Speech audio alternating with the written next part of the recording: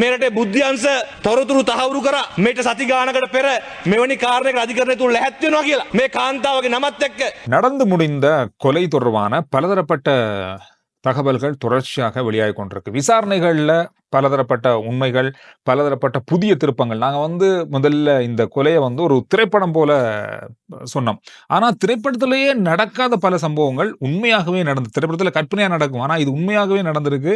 எங்கேயுமே நாங்க திரைப்படத்திலேயே பார்க்காத பல சம்பவங்கள் இந்த கொலை வழக்கில் நடந்திருக்கு. எனவே இந்த கொலை வழக்குல 3 பேர் 20 கைது செய்யப்பட்டாலும் இன்னும் பலர் இந்த கொலையினுடைய பின்னணியில இருக்காங்க அப்படின்ற பல தகவல்கள் இருக்கு. இன்றைய நாள்ல கொலையாளியும் கொலையாளிக்கு உதவி செய்த பெண்ணுடைய செல்ஃபி புகைப்படம் ஒன்று வெளியாகி இருக்கு. இது தொடர்பான பல சர்ச்சையான பல விஷயங்கள், அவருடைய தேடுதல் சம்பந்தமான விசாரணைகள் தொடர்ச்சியாக இடம்பெற்றுக் கொண்டிருக்கிறது. இதுவரையில விசாரணைகளில் என்னென்ன விஷயங்கள் சொல்லப்பட்டிருக்கு, அமைச்சர் ஆனந்த் விஜயபால் அவர்கள், மக்கள் பாதுகாப்பு அமைச்சர் என்ற பாராளுமன்றத்தில் பேசியிருக்காரு. தொடர்பாக என்ன விஷயம் அவர் சொல்லியிருக்காரு.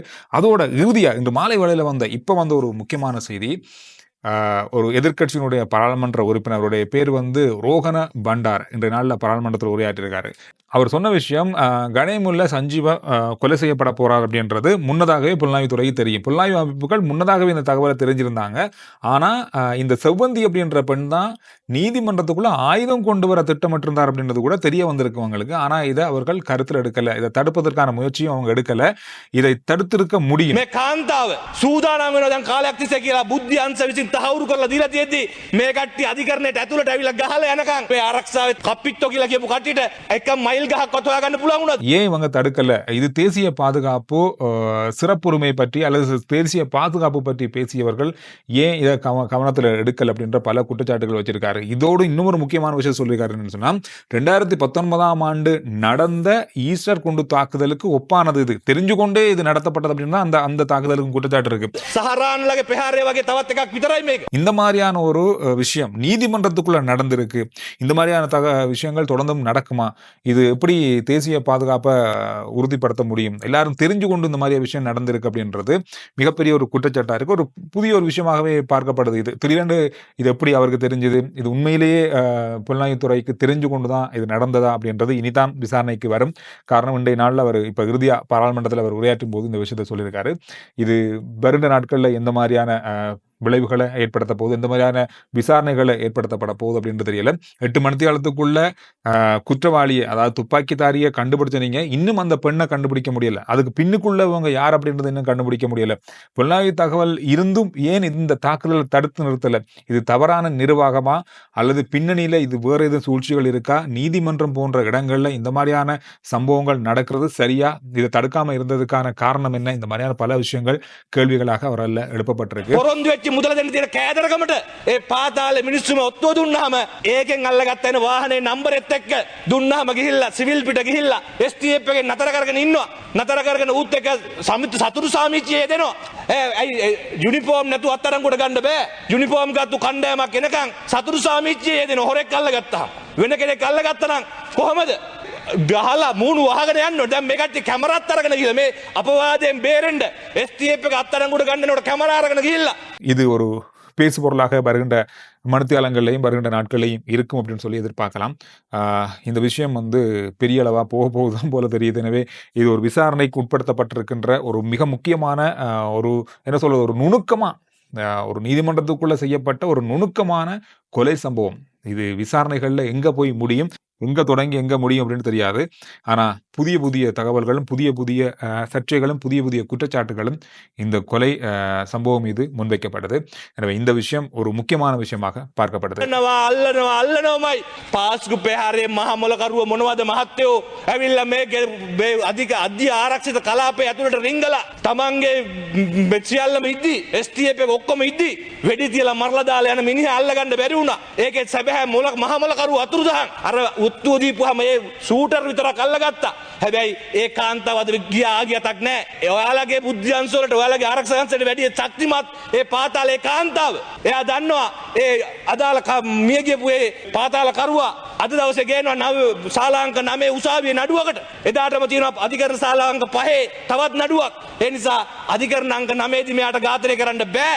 හැබැයි මෙයා ඝාතනය කරන්න පුළුවන් අධිකරණ අංග 5 කියන එක ඔබතුමාලට වැඩිය හොඳට මේ රටේ පාතාලය අතර ගිහිල්ලා තියෙනවා. இன்றைய நாளில் பாராளுமன்றத்தில் நான் நேற்றைய வீடியோவில் சொல்லியிருந்தேன், பாராளுமன்றத்தில் மக்கள் பாதுகாப்பு அமைச்சர் ஆனந்த விஜயபால் அவர்கள் இன்றைய நாளில் சொல்ல போறான்னு சொல்லிட்டு அந்த வகையில் அவர் இந்த கொலையினுடைய விசாரணையினுடைய பெரிய விளக்கம் ஒன்று அளித்திருந்தார், பெரிய அளவான விளக்கம் ஒன்று அளித்திருந்தார். அதில் சொல்லப்பட்ட விஷயம் மிக முக்கியமான விஷயங்களை நான் ஞாபகப்படுத்திட்டு அதுக்கப்புறம் இன்னும் பல முக்கியமான விஷயங்கள் இருக்குது, அதையும் இந்த வீடியோவில் பகிர்ந்து கொள்ள போகிறேன்.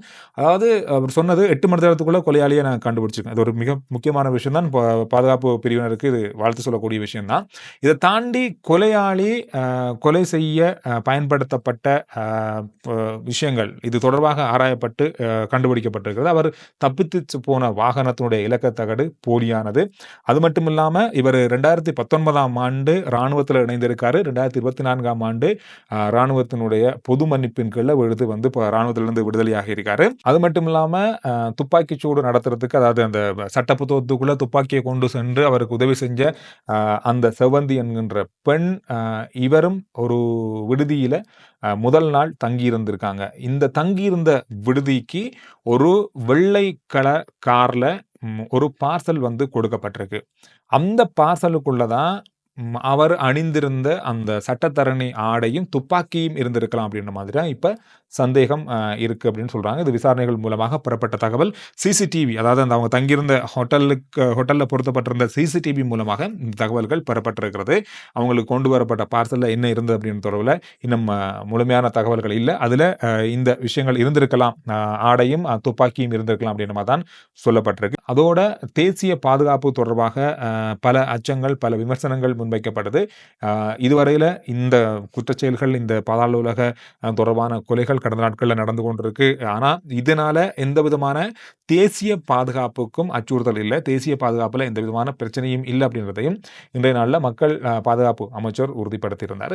இந்த விஷயம் இன்றைய நாளில் பெரிய ஒரு விளக்கத்தோட அவருடைய இந்த கொலையினுடைய விசாரணை முன்னேற்றங்கள் அப்படின்ற மாதிரி இவர் சொல்லி முடிச்சிருந்தார். ரைட். அதுக்கு பிறகு வந்த செய்தியில மிக முக்கியமான ஒரு செய்தி தான், கொலையாளியும் கொலையாளியோடு இணைந்து இருந்த பெண்ணுடைய ஒரு செல்ஃபி புகைப்படம் வெளியாகியிருக்கு. இந்த புகைப்படம் வந்து நீதிமன்றத்துக்கு வாரத்துக்கு அல்லது நீதிமன்றம் அந்த கொலைக்கு முதல்ல எடுக்கப்பட்டது அப்படின்னு தான் சொல்லப்படுது. அப்படிதான் இதுவரைக்கும் சொல்லப்படுது. இது அதுக்கு முதல்ல இல்லையா அப்படின்றது, ஆனா அன்றைக்கு எடுக்கப்பட்ட புகைப்படம் அப்படின்ற மாதிரி இந்த புகைப்படத்தினுடைய செய்திகள் வெளியாகி இருக்கு. இந்த கொலைக்கு பயன்படுத்தப்பட்ட ஆடை, அதாவது சட்டத்தரணி ஆடை நீர்கொழும்புல உள்ள ஒரு வீட்டில இருந்து இன்றைய நாள்ல கொலையாளி வழங்கிய தகவலின் அடிப்படையில் கைப்பற்றப்பட்டிருக்கு. இந்த ஆடை அங்கிருந்து கைப்பற்றப்பட்டிருக்கிறது. இவர் இங்கிருந்து நீர்கொழும்பு வரைக்கும் ஒரு வாகனத்திலும், நீர்கொழும்பிலிருந்து இன்னொரு வாகனத்திலும் அவர் புத்தளம் நோக்கி சென்றதாக இப்போதைக்கு சொல்லப்பட்டாலும் இது எந்த அளவுக்கு உறுதிப்படுத்தப்பட்ட தகவல் அப்படின்றது தெரிய வரல. அதோடு மட்டுமில்லாமல் நீதிமன்றத்துக்கு இவர்கள் 2 பேருமே வந்த கொண்டா ஃபிட் வாகனம், கார் வந்து கைப்பற்றப்பட்டிருக்கு. தொடர்பான விசாரணைகளும் தொடர்ச்சியாக இடம்பெற்றுக் கொண்டிருப்பதாக சொல்லப்பட்டிருக்கு. அது மட்டும் இல்லாம கொலை செய்யப்பட்ட கணேமுல்ல சஞ்சீவவும் கொலையாளியும் சிறிய காலம் நண்பர்களாக இருந்தாங்க அப்படின்ற தகவலை கொலையாளி விசாரணைகள் மூலம் சொல்லியிருக்காரு. விசாரணையினுடைய பகுதியில் இந்த விஷயம் அவரால் சொல்லப்பட்டிருக்கு. இதில் இருந்து பல விஷயங்கள் இப்பொழுது விசாரிக்கப்பட்டு வருவதாகவும் கூறப்பட்டது. அதோட இன்னும் ஒரு முக்கியமான விஷயம், போலீஸ் அதிகாரி ஒருவர், நீர்கொழும்பு போலீஸ் அதிகாரி ஒருவர் கைது செய்யப்பட்டிருந்தார். இவர் இந்த பெண்ணோடு தொலைபேசி தொடர்பில் அல்லது பேசி இவங்க 2 பேருக்கும் இடையிலான தொலைபேசி உரையாடல் நடந்திருக்கு அப்படின்ற ஒரு தகவல் அடிப்படையில் தான் இவர் கைது செய்யப்பட்டார். இவருடைய தொலைபேசி பரிசோதிக்கப்பட்டிருந்த நிலையில இவருடைய தொலைபேசியில அந்த பெண்ணுடைய பல தொலைபேசி இலக்கங்கள் கண்டுபிடிக்கப்பட்டிருப்பதாக சொல்றாங்க. அது மட்டும் இல்லாம இவருக்கு ஒரு சில புகைப்படங்கள் அவருடைய கையடக்க, அதாவது பெண்ணுடைய கையடக்க தொலைபேசியிலிருந்து வந்திருப்பதாக, இது அவர் டிலீட் செய்திருப்பதாகவும், அந்த டிலீட் செய்யப்பட்ட புகைப்படங்கள் மீள் ரீகோ பண்ணி எடுக்கப்பட்டிருப்பதாக சொல்லப்படுது விசாரணைகள்ல. அந்த புகைப்படத்துல ஒரு சில புகைப்படங்கள் வந்து இந்த துப்பாக்கி அனுப்பப்பட்டிருக்கு, அதாவது கொலை செய்யறதுக்கு பயன்படுத்தப்பட்ட துப்பாக்கியோட புகைப்படமும் அதுல இருந்து அப்படின்ற மாதிரி சொல்றாங்க. இந்த விஷயமும் இன்றைய நாள்ல பரவலா செய்திகள்ல பார்க்க கிடைத்ததாக இருக்கு. எனவே அவருக்கு மார்ச் மாதம் 7ஆம் தேதி வரைக்கும் விளக்கமறியல் வைக்கப்பட்டிருக்கிறது. இவர் வந்து சாதாரணமாக கைது செய்யப்பட்டிருக்கார் சந்தேகத்தின் பேர்ல. கொலையாளி, முக்கியமான கொலையாளி வேன் சாரதி, அவங்க 2 பேருமே பயங்கரவாத தடுப்பு சட்டத்தின் கீழ கைது செய்யப்பட்டு விசாரணைக்கு உட்படுத்தப்பட்டிருக்காங்க. அவங்க தடுத்து வைத்து விசாரணைக்கு உட்படுத்தப்பட்டிருக்காங்க. மேலதிகமான விசாரணைகள் தொடர்ச்சியாக இடம்பெற்று வருது. இது தீவிரமான ஒரு விசாரணையா இருக்கு. காரணம்னு சொன்னா இன்னும் அந்த பெண்ணை கைது செய்ய முடியல அப்படின்றது தான் இப்ப இருக்க மிகப்பெரிய ஒரு சவாலாக இப்போ காவல்துறை பக்கமாக பேசப்படுகின்ற விஷயமாக இருக்கு. அவங்களுக்கு இது தொடர்பான தகவல்கள் தேவைப்படுது. தொடர்பான பொதுமக்களுடைய தகவல்கள் திரட்டப்பட்டு கொண்டிருக்கிறது. தீவிரமான பல பக்க விசாரணைகள் நடந்து கொண்டிருக்கிறது. இந்த மாதிரி பல விஷயங்கள் தொடர்ச்சியாக இடம்பெற்று கொண்டிருக்கிறதுல பெண்ணுடைய கைது இப்ப மிக முக்கியமா இருக்கு இந்த கொலையினுடைய பகுதியில். அந்த அதாவது அவங்க தப்பிச்சென்ற பொழுது வேறு வேறு வாகனத்தில் அவங்க தப்பிச்சென்றிருக்காங்க. வரும்போது ஒன்றா வந்தாலும் வேறு வேறு பகுதியில் வேறு வேறு வாகனங்கள்லாம் அவங்க தப்பிச்சென்றதாக தான் சொல்லப்படுது. இவங்க ஒன்றா போகலை அப்படின்றது இப்போ உறுதிப்படுத்தப்பட்ட ஒரு தகவலாக இருக்குது. ஆனால் இவங்க 2 பேருமே நீர்கொழும்பில் வைத்து ஆடைகளை மாற்றி கொண்டாங்க அப்படின்ற மாதிரியும் ஒரு தகவல் இருக்குது. ஆனால் இன்றைய நாளில் அந்த கொலையாளியுடைய ஆடை மாத்திரம்தான் கைப்பற்றப்பட்டிருக்கிறது. நீங்கள் சொல்லுங்கள், இந்த கொலை தொடர்பான விசாரணைகள் பற்றி நீங்கள் என்ன நினைக்கிறீங்க? இந்த பதிவிடுங்க. அடுத்த வீடியோவில் நான் உங்களை சந்திக்கிறேன்.